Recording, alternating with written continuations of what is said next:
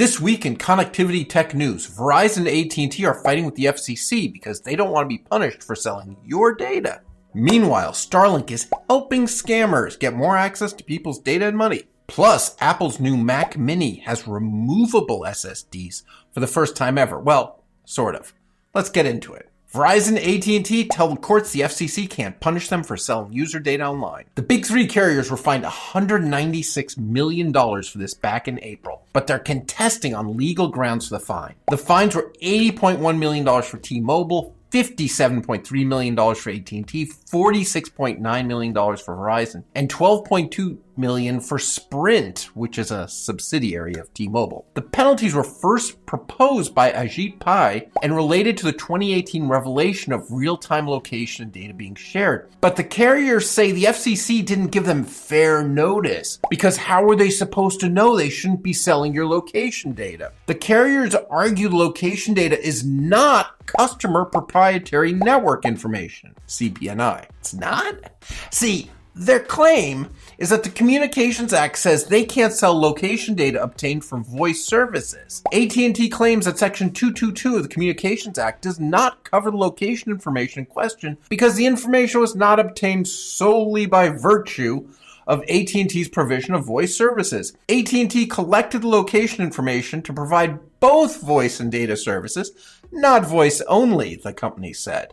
And therefore the law doesn't apply to them, and they can do anything they want. Starlink's global high-speed internet allows scammers operating from countries with poor internet infrastructure to conduct sophisticated scams better than ever. They used to have to, email you and text with you trying to convince you to give over money, but now they can use AI and deepfakes on video calls. According to KTAR, in the last few months, law enforcement in Southeast Asia has seized numerous Starlink units and SIM cards from pig butchering scam operations, highlighting how these scammers rely on Starlink to connect to victims around the world, conduct video calls using deepfakes, and maintain seamless communication for financial scams. Of course, this is an example of Starlink bringing internet to areas that desperately need good internet connectivity and being rewarded once again with problems, just going to show that no good deed goes unpunished. But in cooler SpaceX news, according to Gizmodo, they're talking about doing a fuel transfer in orbit. They're going to launch 2 Starships, have them dock in orbit, and one of them is going to transfer 10 tons of fuel to the other one. So cool. We're living in the future, guys. Before we get into what's new with Apple, a word from our sponsor. Thanks, Alex.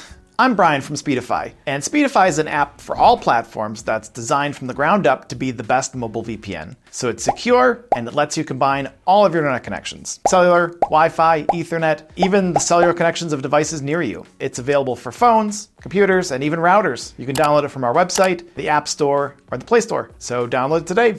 Thanks, Brian. The Apple Mini. So right now, I'm using a Mac Mini to record this video right now in my studio. But we're still on the M1 version of the Mini, so we're going to be upgrading to the M4 Studio when that comes out. The M4 Mini does not have enough ports for all the stuff that I have plugged in. Multiple monitors, mics, multiple cameras, etc. According to The Verge, though, the SSDs are now removable instead of soldered in, although they're still difficult to get out. So when you open up the new Mac Mini, it also shows how the Mac Mini's Wi-Fi chip and antenna are mounted directly on the back of its air intake on the bottom of the machine.